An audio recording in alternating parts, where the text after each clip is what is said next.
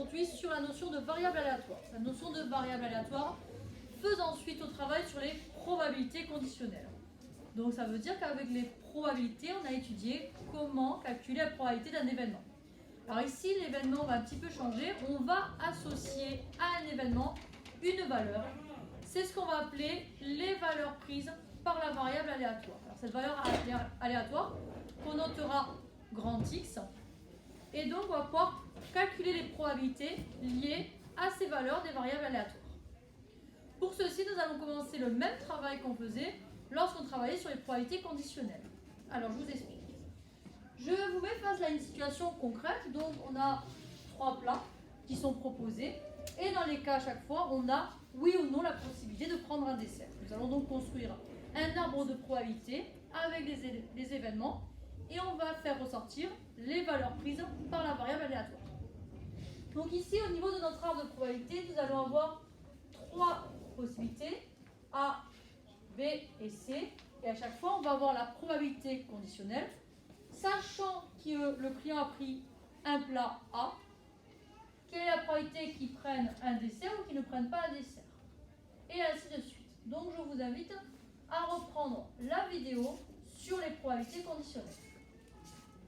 Donc, comme pour les probabilités conditionnelles, nous allons mettre à la fois les événements et les probabilités de chacun. Donc ici, A, c'est 20%, ici 0,3, et donc n'oubliez pas que lorsqu'on va additionner nos branches, on va obtenir 1, on va avoir 0,5. De la même façon ici, donc 70% des clients ayant choisi le plat A prennent un dessert.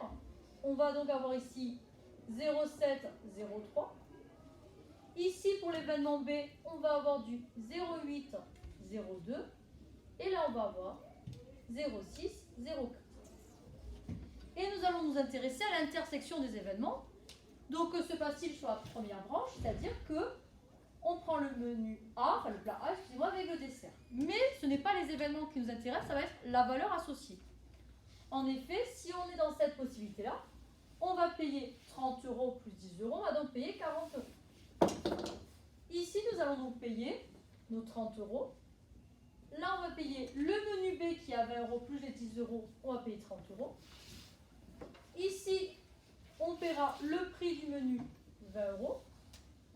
Et donc, pour le menu C qui est à 10 €, nous allons nous retrouver ici avec 20 €. Et pour finir, 10 €. Donc, ça veut dire qu'on va associer à nos événements des variables aléatoires. Donc ici, quelles vont être les valeurs prises par notre variable aléatoire? On va avoir 10, 20, 30 et 40. Et on va leur associer des probabilités. C'est-à-dire qu'on change les événements aux valeurs prises par notre variable aléatoire. Et on va apprendre ce que c'est qu'une loi de probabilité. Une loi de probabilité, c'est un tableau où nous aurons en première ligne les variables aléatoires et en deuxième ligne les probabilités. Alors ici, notre loi de probabilité, ici on va noter x, y, les valeurs prises par notre variable aléatoire, c'est-à-dire 10, 20, 30 et 40. Et ici, regardez bien la notation, la probabilité pour chacune de ces valeurs. Donc P de x égale xi. Donc là, ici, 10, on se retrouve sur notre dernière branche, et sur une même branche, je multiplie. Ça va nous faire ici 0,2. Pour 20, on se retrouve sur 2 branches, donc on va avoir du 0,5 fois 0,6, on va avoir du 0,36. Pour 30, toujours pareil, sur une même branche, je multiplie, je change de branche, on additionne. Je vais donc avoir du 0,3 fois 0,8 plus 0,2 fois 0,6. Donc ici, on va avoir du 0,24 plus du 0,06. On a du 0,30, du 0,3. Et on finit avec le dernier qui vaut 0,4. Ici, la précaution à prendre pour vérifier nos calculs, c'est lorsqu'on va additionner toutes nos probabilités, on va obtenir 1, puisque toutes les valeurs prises représentent notre univers tout entier. Ici, on va avoir 2 valeurs qui vont être importantes, la valeur d'espérance. L'espérance, c'est ce qu'on appelle la moyenne, mais pour les probabilités.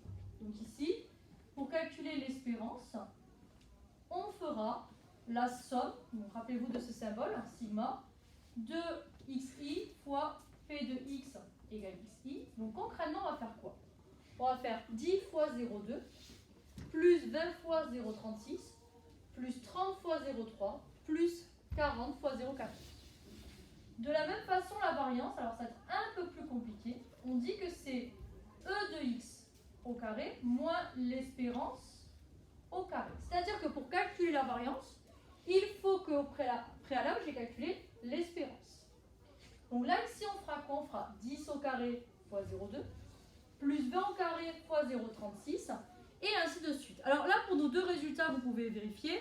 J'obtiens ici 23,8 et pour celui-là, je vais obtenir le résultat de 1473,16.